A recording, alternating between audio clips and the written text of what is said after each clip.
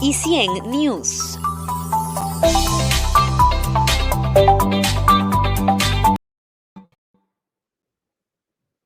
Estamos aquí, justamente salimos aquí en pantalla con Sofía Cabrera, ella es nuestra invitada especial del día de hoy, con un tema bastante interesante y novedoso, que quizás algunos dijeran, pues no es posible, pero es como TikTok, la divulgación científica está pasando no solamente en Latinoamérica y que nuestro país, pues qué participación tiene nuestro país en ello. ¿Cómo estás, Sofía? Cuéntanos un poco de ti y luego pasamos a hablar de la investigación. ¿Cómo estás, Sonia? Muchas gracias por la invitación.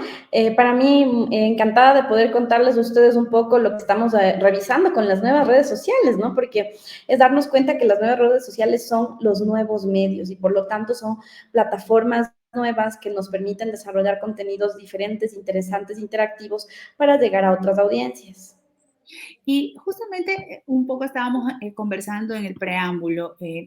Dime, ¿cómo así el tema del TikTok para la divulgación científica? ¿Cuánto tiempo tienen tratando de analizarlo desde un punto de vista formal, cuando quizás alguien pensara que en TikTok solo se pierde el tiempo?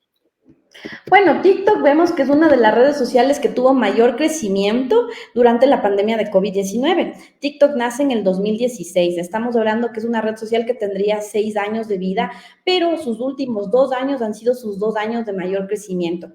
En el país, de hecho, TikTok es una red social que cuando a inicios de la pandemia tenía más o menos un millón de usuarios. Y de acuerdo a la agencia Mentino, la agencia digital Mentino. Pero luego de estos 2 años vamos viendo que el crecimiento es de 3 millones y sigue en crecimiento, ¿no? Entonces nos damos cuenta cómo durante la pandemia los usuarios que ya ahora son prosumers, productores y consumidores de contenido a la vez, estuvieron buscando nuevos formatos no solo para entretenerse, sino también para informarse. Entonces ahí aparece la necesidad de realizar este estudio con el propósito de poder investigar qué es lo que se está compartiendo en esta red social, si es que investigadoras o investigadores las están utilizando como un recurso de divulgación científica y por ahí partía nuestra hipótesis, ¿no? Saber cómo, por ejemplo, a través de las redes sociales podemos hablar de ciencia de una forma más atractiva, diferente, entretenida. Y empezamos a analizar las cuentas de TikTok en el año 2021. Hemos identificado 6 cuentas de TikTok de 3 países diferentes, ¿no? 2 por cada país, de Perú, de Colombia y de Ecuador, con el propósito de identificar primero su engagement, ¿no? El engagement está relacionado con esta capacidad de consolidar a las audiencias que le siguen, ¿no? Y que comparten sus contenidos. Y luego también con ver la calidad de los contenidos. Y eso es lo más interesante, ¿no? Porque quizás, Sonia, lo que a veces piensa la gente es que el TikTok solo nos sirve para aprender el baile del momento, ¿no? Pero nos damos cuenta que ya ahora es una red social que en cambio busca ya esta interacción, ¿no? Busca esta interacción y por lo tanto al buscar esta interacción genera otra forma de contar las cosas, de contar historias y en este caso mejor la ciencia.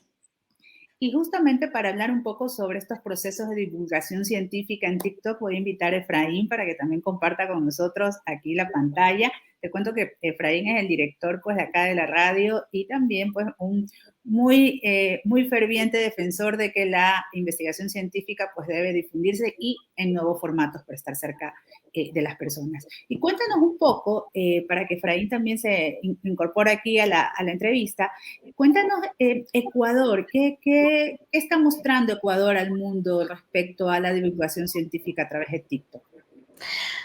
Bueno, pues estamos viendo que ya hay investigadores que se han ido a esta red social para contar datos científicos diferentes, nuevos, hablar sobre las vacunas, sobre la pandemia en sí.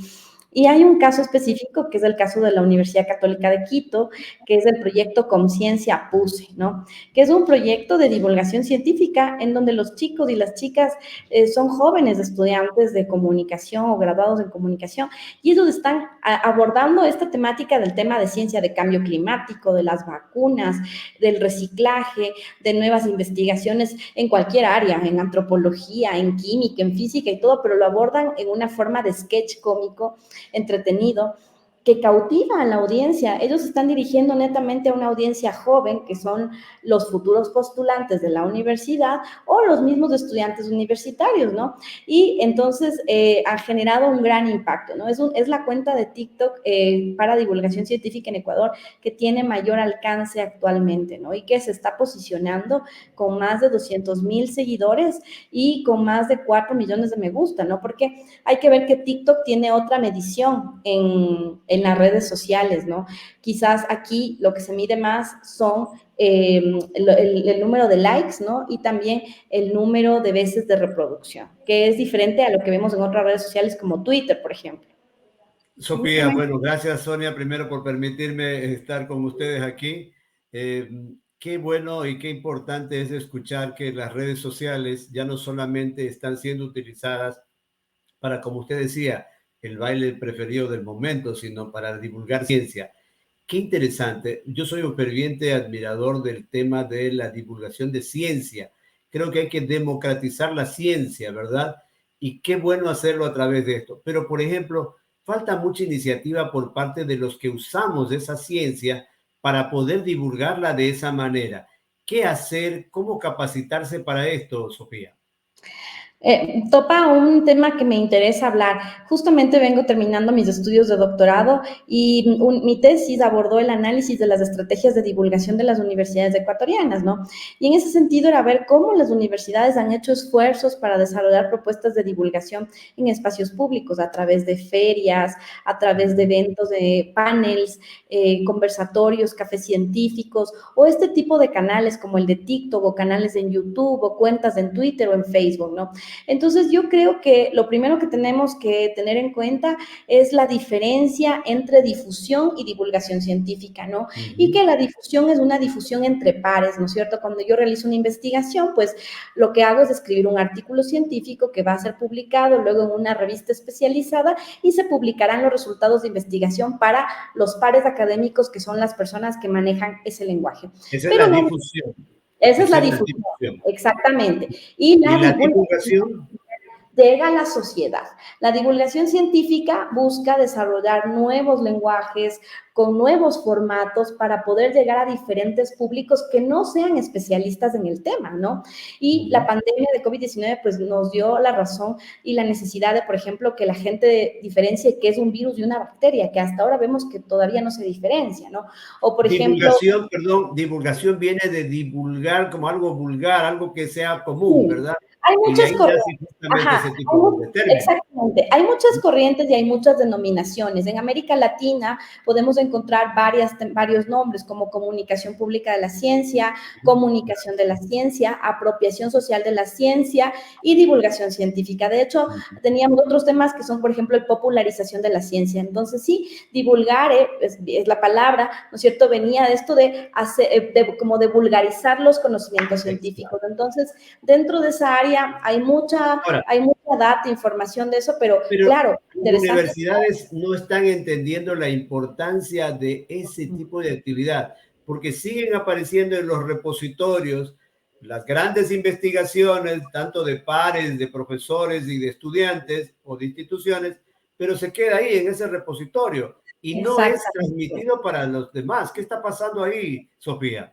Ahí pasa algo súper importante, Efraín, que por ejemplo el país no cuenta con una política pública o una estrategia que identifique que el investigador al mismo tiempo que realiza actividades de difusión entre pares, deba realizar actividades de divulgación.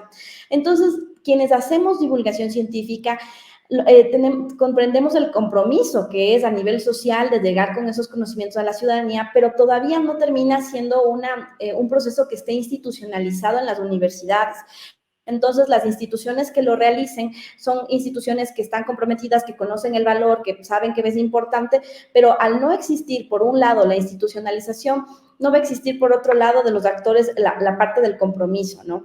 Entonces, seguimos viendo que es un tema como muy aislado. Y perdón que lo interrumpa, pero cuando se investiga en una universidad es justamente para un bienestar social, para un bienestar colectivo, pero realmente siempre se queda entre justamente las personas que hicieron la investigación o algún experto y nada más. Cuando toda esa investigación, todo lo que se invierte en eso, debería conocer la ciudadanía, pero qué pa' malo que no se entienda, ¿verdad? Exactamente, ahí por ejemplo, ¿qué podríamos hacer?